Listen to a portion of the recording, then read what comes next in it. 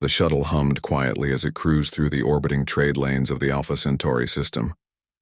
Inside, rows of seats stretched from wall to wall, packed with beings of every species imaginable. Humans with their pale or sun-kissed skin moved cautiously among creatures with scales, fur, or shimmering exoskeletons. Yet in one corner, a small ripple of unease radiated through the cabin. Lyra sat there alone.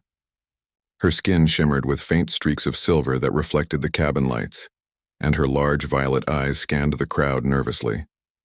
Her presence was striking, but it wasn't her appearance that made people move away. It was the scent she carried, a rich, musky aroma unique to her species. Some described it as bitter, others as sweet in an overwhelming way. Whatever it was, humans and aliens alike recoiled instinctively, clutching their personal space like a lifeline. She tugged at the edges of her uniform, a nervous habit she had developed over the years. Everywhere she went, people avoided her. She remembered the marketplace on her home planet, where she had been whispered about and pushed aside, even by creatures who shared her kind. Here, in the human-dominated shuttle, she felt the same cold distance. Her stomach twisted as she watched a family of human travelers, parents and 2 children, shift uncomfortably as they caught her scent. The mother nudged her children and whispered something sharp. Lyra knew what it meant. Stay away. The children looked at her, their small faces scrunched in confusion and fear. The air between them seemed to thicken with judgment.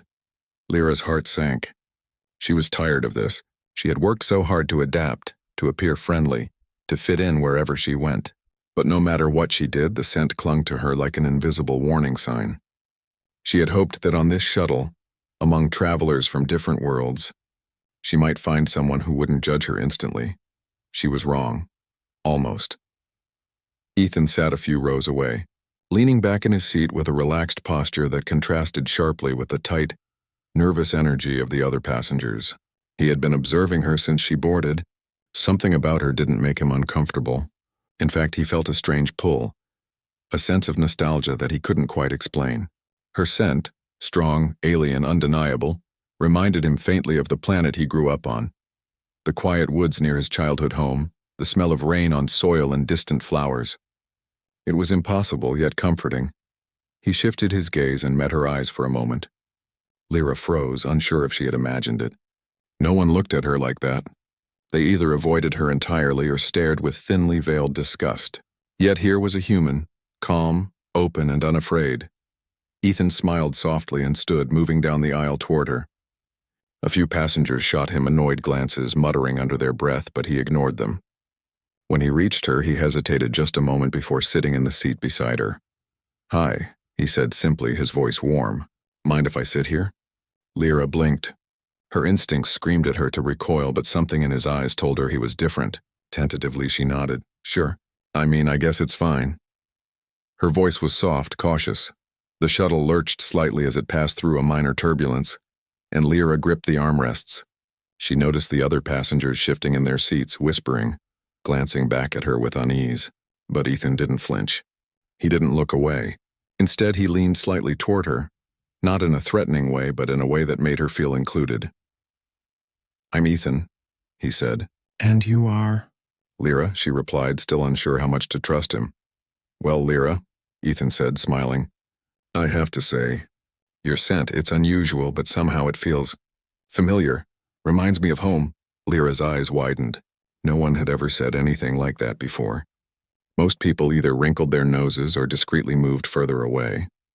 She felt her chest tighten, not with fear, but with surprise. She didn't know what to say. "That really?" she asked finally. "Yeah," Ethan said. "I can't explain it. It's like a memory I didn't know I had. It's nice." The words were simple, but they carried a weight she hadn't realized she was craving. Lyra felt a small, cautious hope flicker inside her. For the first time in a long while, she didn't feel like an outcast. As the shuttle moved further along the trade lane, Ethan and Lyra began talking. At first, the conversation was awkward. She was careful, sharing only neutral details about her species, her home planet, and the journey she was on. Ethan listened with genuine interest, asking questions without judgment. He laughed softly at her humor, offered small insights about human life, and never once flinched from her presence. Slowly, Lyra began to relax. She realized that she had been bracing herself for rejection for so long that she had forgotten what it felt like to simply exist without fear. Here in this small moment she could breathe. Meanwhile, a few passengers watched in quiet disbelief. The young human was sitting beside the alien girl, talking to her as if she were normal, not dangerous, not strange, not a threat. Some shook their heads subtly, muttering about how unusual humans were, how they sometimes acted against instinct. Others remained silent, curious but too polite or too fearful to interrupt. Lyra noticed one child peeking from behind a seat, eyes wide with wonder. For a brief moment she smiled at the child, and he hesitated, unsure if he should return the smile. It was a tiny victory, but to Lyra it felt monumental.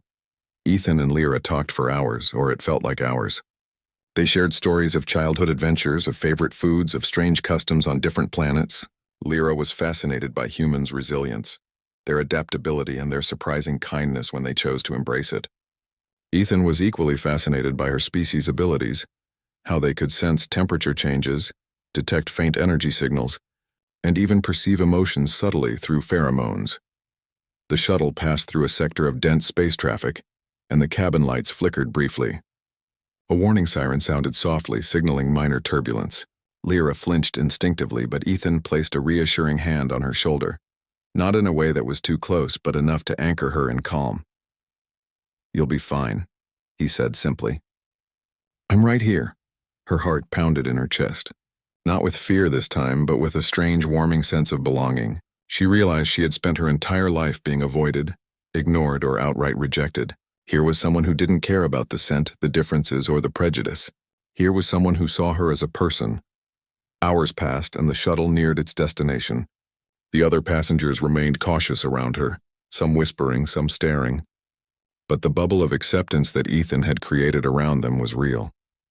Lyra felt it. It wasn't a perfect world, but in this moment she had found an ally. As the shuttle prepared for docking, Lyra looked out the window at the sprawling cityscape of the human colony below. Towers glimmered in the fading light, ships moved like swarms of glowing insects, and the atmosphere was alive with energy. She took a deep breath. The scent of the city mixed with her own natural aroma, creating a strange, comforting blend. She thought of Ethan, of his simple words, and of the rare feeling of being accepted. For the first time in a long while, she allowed herself to hope. Maybe humans weren't all prejudiced. Maybe there were those who could see beyond appearances. Maybe, just maybe, she could find a place in this universe where she wasn't alone. Ethan glanced at her, noticing the quiet awe in her expression. He smiled gently. "You're going to be okay," he said. "People might be slow to understand, but sometimes all it takes is one person to see you. That's how change starts." Lyra nodded slowly, letting the words sink in. The journey had been long and lonely, but with Ethan by her side, she felt a small spark of courage she hadn't felt before. As the shuttle touched down, Lyra and Ethan gathered their belongings. The other passengers moved quickly, eager to leave, avoiding her gaze. But she didn't feel afraid. She felt ready to face whatever awaited her on this new planet. Ready to show that her differences weren't weaknesses, but strengths waiting to be understood. The doors opened, and the fresh air of the colony hit them. Humans bustled around, traders shouted deals, and ships lifted off into the sky. Amid the noise and chaos, Lyra felt calm. She glanced at Ethan, who winked at her in encouragement. Together, they stepped into the crowd, two unlikely allies navigating a world full of uncertainty, prejudice, and wonder. For Lyra, the scent that had once been a barrier now felt like a bridge. For Ethan, the memory it evoked was a reminder of humanity's best quality, the ability to see beyond fear, beyond difference, and to embrace what others rejected. And somewhere deep inside, Lyra realized that perhaps this was only the beginning. The colony thrummed with life as Lyra and Ethan stepped from the shuttle into the bustling streets. Towering buildings of glass and steel reflected the glow of artificial sunlight, while hovering vehicles zipped overhead, leaving streaks of light in their wake. The scent of the city was heavy, a mix of ozone, spices, and the faint tang of machinery. Lyra inhaled deeply, trying to take it all in, but her senses were on high alert. Despite Ethan's calm presence, she knew prejudice wasn't gone. It was merely hidden behind polite smiles and hurried footsteps. Ethan guided her through the crowd, pointing out the different districts and offering snippets of information about the city. "This section is the trade hub," he said. "You can find almost anything here, food, clothing, technology. And that way," he gestured toward a distant tower, "is the Civic Center. It's where most species register and handle official matters." Lyra nodded, appreciating his guidance.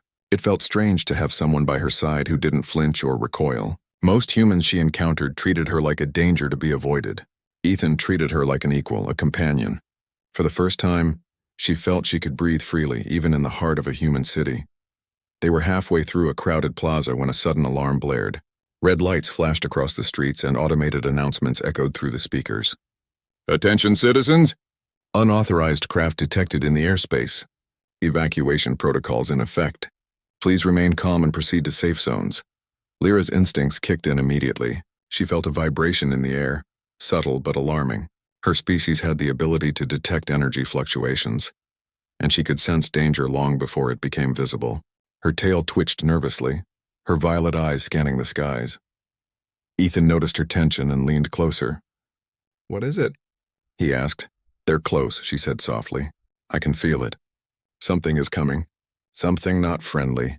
Before Ethan could respond, a loud explosion rocked a nearby building. Smoke and debris filled the plaza, sending humans and aliens scattering. People screamed, running in all directions. Panic spread like wildfire. Lyra's heart raced, but she didn't freeze. She glanced at Ethan. "We have to help," she said, determination in her voice. Ethan nodded, already assessing the situation. He grabbed her hand, pulling her toward a group of stranded civilians near the plaza's edge. "Stay close to me," he said. "We can get them out." Lyra's senses guided them through the chaos. She could detect heat signatures of trapped individuals, the vibrations of falling debris, and the faint energy traces of the attackers' ships above. Humans crowded the streets, disoriented and afraid. But with Lyra's guidance and Ethan's leadership, they moved quickly, rescuing those in immediate danger. The attackers descended in sleek, black craft armed with energy weapons and shields. Most humans panicked, but Ethan and Lyra didn't. They coordinated silently, moving from group to group, directing people to safer areas. Lyra's species had an innate ability to manipulate minor energy fields, something she had rarely used outside training. Now it became a weapon and a shield. She created barriers to deflect falling debris, pushed small energy pulses to disrupt attackers' weapons, and even guided stray projectiles away from civilians. Ethan, meanwhile, used human ingenuity to improvise defenses. He grabbed a few loose panels from a nearby building and created makeshift shields for the people around them. He instructed them on forming lines, protecting the children and the elderly and keeping calm under pressure. His voice was steady, authoritative yet kind, a beacon amid chaos. For a moment, it felt like they were the only calm center in a storm. Civilians began to look at Lyra differently. Where once they had recoiled from her scent, now they followed her lead, trusting her instincts and guidance. She noticed their hesitation, their surprise, but she didn't let it shake her. The attackers targeted them directly, recognizing that a small group of humans and one alien had become a thorn in their plans. One of the black ships swooped low, firing a concentrated energy beam at the plaza. Ethan yelled a warning and Lyra leaped in front of the group. Her body absorbed the blast in a shimmering protective field, the impact sending her sliding across the ground. Ethan's heart leapt. He ran to her side, helping her up. "Are you okay?" he asked, though he already knew the answer. Lyra's species could withstand far more than humans could. She nodded, brushing off dust and debris, her eyes glowing faintly with residual energy. "We can't let them win," she said, her voice steady despite the intensity of the attack. "We need to push them back." Together they formed a plan. Ethan noticed the attackers' formation was predictable. If they could disrupt the central ship, the others would falter. Lyra's abilities could give them the edge. She created a focused energy pulse that interfered with the ship's shields, while Ethan rallied a group of humans to direct small explosions and debris at the attackers' smaller crafts. The battle was chaotic. Energy blasts cut through the air, metal twisted and cracked, and the screams of fear mixed with shouts of determination. But slowly, thanks to Ethan's quick thinking and Lyra's abilities, the attackers began to retreat. The humans who had once avoided Lyra now cheered her efforts, their prejudice melting in the heat of survival. Finally, The last ship disengaged, retreating into the depths of space. The plaza was scarred, smoke rising from shattered buildings, but the people were safe. Civilians rushed to help one another, tending to the injured and gathering those too shaken to move. Amid the rubble, Ethan and Lyra stood side by side, exhausted but triumphant. Lyra looked around, seeing faces that had moments ago been filled with fear or disgust, now filled with gratitude and awe. Humans who had refused to sit near her on the shuttle now offered nods of respect, even small smiles. She felt a warmth in her chest she hadn't felt in years. Acceptance, not forced, not tentative, but real. Ethan clapped his hands lightly, drawing attention. "Everyone okay?" he asked. The crowd murmured affirmatively. "Good. We'll get you to medical help and shelters. Just follow directions and stay calm." Lyra turned to him, eyes wide. You didn't hesitate." "Not once, even with the danger." Ethan shrugged modestly. "It's what humans do. We step up when we need to. But you were amazing. Without you, many of these people wouldn't have made it." She felt a blush rise to her cheeks. Compliments were rare, even from allies. I just did what I had to. It wasn't heroic," she said softly. "You saved lives," Ethan replied simply. "Heroic enough for me." For the first time, Lyra allowed herself to feel pride. Not pride in skill alone, but pride in being seen. She realized that her differences, the scent, her appearance, her abilities, were not weaknesses. They were strengths, tools that could protect and inspire. Humans had always been unpredictable, but in this moment, they had shown the best side of themselves: courage, trust, and the ability to see value where others saw fear. As the emergency crews arrived, Lyra and Ethan helped direct people to safety. They worked side by side, humans and aliens learning from each other, building trust in the aftermath of chaos. Lyra noticed children imitating her movements, cautiously curious rather than fearful. Adults offered nods of respect as they passed, and a few even asked questions about her abilities, eager to understand rather than recoil. After the immediate danger had passed, Ethan and Lyra found a quiet corner away from the crowd. Smoke lingered in the air, and the distant sounds of sirens reminded them that recovery would take time. Lyra leaned against a wall, exhausted but smiling. "You were amazing," Ethan said, looking at her with genuine admiration. Lyra shook her head, chuckling softly. "You too. I don't know what I would have done without you." Ethan's smile widened. "Maybe we make a good team." Lyra nodded, feeling a deep sense of belonging she hadn't known she could experience. The prejudice, the whispers, the avoidance, they still existed in the world, but she no longer felt powerless. She had someone who saw her for who she was, who valued her presence, and who reminded her that humanity's best was worth trusting. As night fell over the colony, lights twinkling like distant stars, Lyra and Ethan walked through the recovering streets. People paused to look at them, some with curiosity, some with respect. She realized that the scent which had once isolated her now carried a new meaning. It was no longer a warning. It was a symbol of resilience, of survival, and of a rare bond between two unlikely allies. For Lyra, home was no longer just a distant planet. It was in the humans who could see past fear, in the courage to act, and in the friendships forged in the face of danger. And as she glanced at Ethan, she knew that this was only the beginning of a new chapter, one where trust, bravery, and humanity's best qualities could change the universe. One small act at a time, the city lights reflected in her violet eyes as she took a deep breath. The world was vast and full of unknowns, but with allies like Ethan, she knew she could face anything. Together, they had turned fear into understanding, chaos into hope, and isolation into connection. And somewhere deep inside, Lyra smiled, realizing that for the first time in her life, she wasn't just surviving, she was thriving.